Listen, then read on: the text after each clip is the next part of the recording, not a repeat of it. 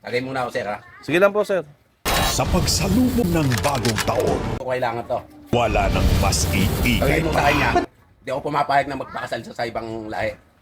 sa ihahandang pasabog. Gusto mo ba? Ano? Anong gusto mo mangyari? Ay, wag naman po, sir. Wag naman. Happy New Year, everyone!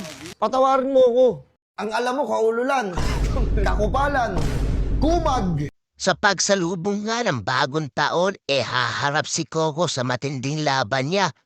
At syempre haharapin ni Coco ang galit ni Sir dahil hindi papayag si Sir na may kasal si Madam sa ibang lahi. Pinapatunayan lang naman ni Sir kung gaano niya kamahal si Madam at hindi siya papayag makasal sa APAM. At dito muna matatapos ang Season 1 ng Delivery Serye. Abangan nyo ang maraming kabanata natin lalo na sa Season 2. Kaya samahan nyo ko hanggang dulo. Let's go! Raquel Store. Saan yung Raquel Store dito, boss? Po. Raquel Store. Ayun po, sa may nakalagay po ng obra. Raquel Store.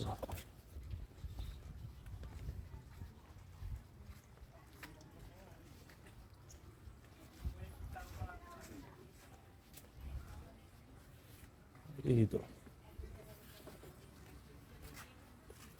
Boss, pwede po magtanong. Kilala niyo po si Michelle Gomez? Asawa ni Ronel Mendoza. Sino po kaya yun? Andiyan lang po, lumalis lang po. Ah, umalis lang. Ang alam ko na po. Ay, alam mo diba, sir? Buti subscriber mga Oo, sir. Buti na may taga-awat. Pero pabalik na, sir. abang na yan.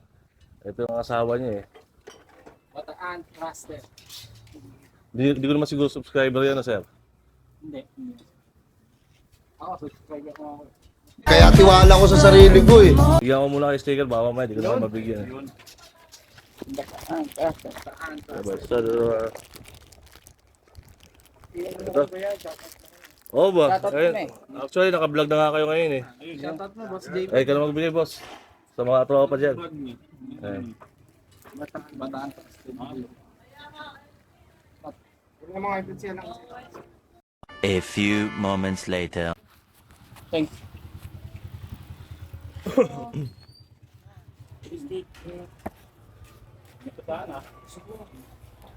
Magandang hapon po, sir. Ronel Mendoza po, asawa po ni Michelle Gomez. Bali, sir, may pinapadala po ng letter galing pong France. Ngayon, sir, may request sa amin yung sa si Michelle Gomez na may kailangan kayo pirmahan. No. Kaso, sana wag kayo mabibigla. Kasi napag-utusan lang ako na, sir. Ayun. Bali, itong dokumento na to, sir, kailangan yung pirmahan yung kasal niya sa Pranses. Kasi plano yata kayo kunin. So, kailangan niya muna po mag-sacrifice na magpakasal sa Pranses. So, if ever po ba, agree po ba kayo o di-disagree natin, papabalik natin ito doon. Tatawag ako muna. Tawagan niyo muna po.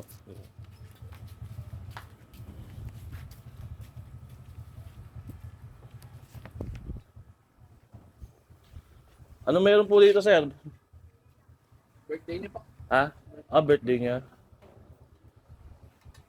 Inaalalayan ko si sir, baka maalala tayo ni sir kasi kailangan niya pirmahan to eh. Pero pwede naman sir to ibalik. If ever, ibabalik natin kung ayaw nyo, i-disagree nyo po to. Pwede po natin ibalik doon na hindi ka pumapayag na magpakasal siya sa ibang foreigner, sa APAM. Siyempre masakit din para sa lalaki, di ba sir? Pero para sa akin, mas okay ng huwag yung tanggapin sir. Hindi, may nag-aayos na ng papito. Oo nga, kaso bago maayos daw yung papel nyo, nagka-problema yung papeles mo doon sa France daw eh.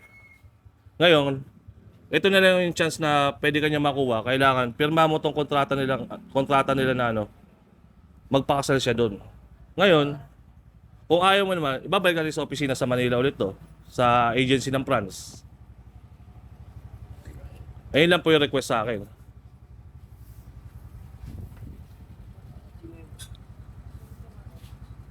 Pero, mini-message nyo ba, sir? O tinatawagan? Tatawagan natin. Tagay muna ako, sir, ha? Sige lang po, sir.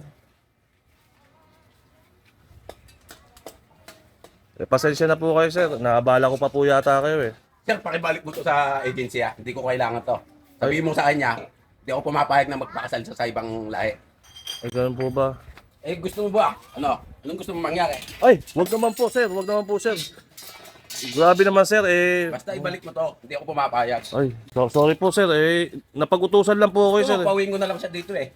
Ay, kayo na lang po mag-usap, sir. Eh, hindi ako pumapayag pag ganyan. Baka gusto mo, sipahin pa kita, eh. Ay, wag naman, sir. Nag-delivery Yo, delivery boy lang pala ako mo eh. dito. Gusto mo, tumba na kita dito, eh. Wag, delivery boy lang ako, sir. Wala Hindi ba ako po papayag ba? Wag naman po ganun, sir. Wag naman po ganun, Huwag sir. ka makialam, sa amin to. Hindi, pasensya na po, pasensya na po. Ay, Sa lahat ng nabitin sa video na to, sasabihin ko na sa inyo ang katotohanan na naprank ko talaga si Sir. Pero siyempre, hindi matatapos ang taon na to kung di ko papagandahin. sir, any message na lang po kay ma'am sa ginawa niya pong prank sa inyo. Art ko, maraming salamat sa mga regalo at hindi kaya binibigay sa akin.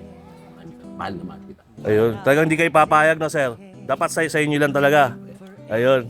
Thank you, sir. Happy birthday po ulit. Kung napa-blood ko kayo, sir. Thank you. Salamat. Ingat po. Sa video na to, pinakita lang naman ni Sir kung gaano niya kamahal si Madam at hindi talaga siya papayag ikasal siya sa ibang lahi. Sa ilang taon na lumipas na hindi nilang pagkakasama ay pinapakita lang ni Sir na naging loyal siya dito sa atin sa Bataan. Sa mga nagagalit kay Sir, eto na, ilalabas ko na ang video. Dahil hindi maganda ang istorya kung walang magaling na direktor. Pero, sir, wag mo muna tawagan, sir. Joke lang yun. Prank lang yun, sir. Bali, gagawa tayo ng isa pang scripted, no? Kasi nakakuha ko na yung ano eh. Natawa sila, sir.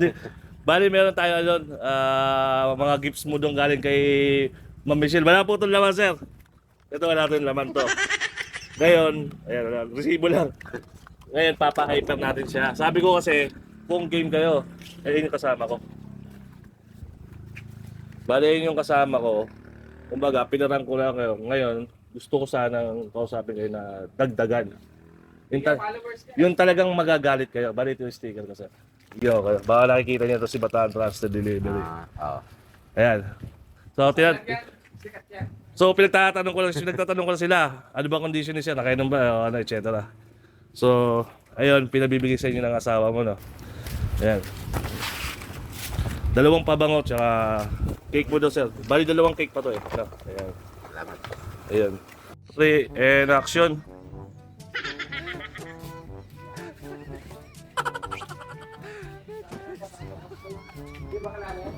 Balik mo to sa... Natatawa kayo, sir. Painumin mo muna. Wala pa eh. O, ayan.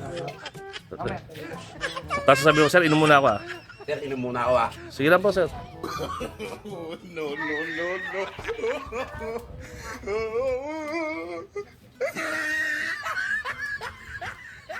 Boss, pakibalik mo to sa Bataan. Hindi, mali. Hindi mo kasi ginariyan yung acting mo, Sir. O ayan tuloy, tumagay ka tuloy na tumagay ngayong kaarawan mo.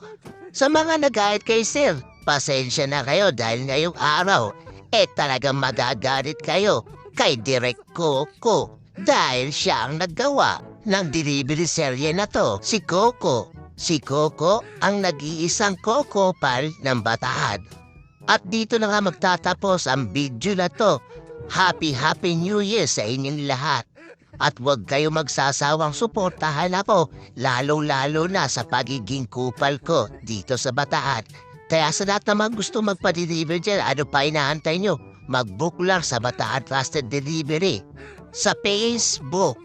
And to God be the glory. Kita tayo sa Season 2. The years, you never let me down.